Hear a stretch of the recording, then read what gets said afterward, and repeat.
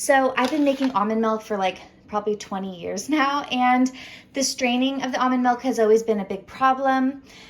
Normally I would just actually use almond butter and water together in a blender to make homemade almond milk, but I really like the creamy taste of fresh almonds. So I decided to get one of these strainers, and I'll share a link in the description below of where exactly I purchased this, but this has been a game changer.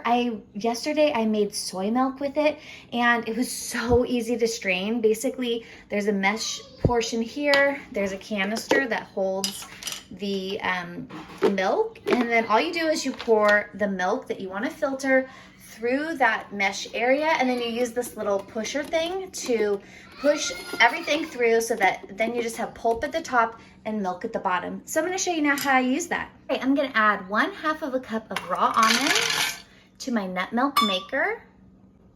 Now I'm going to add 4 cups of filtered water.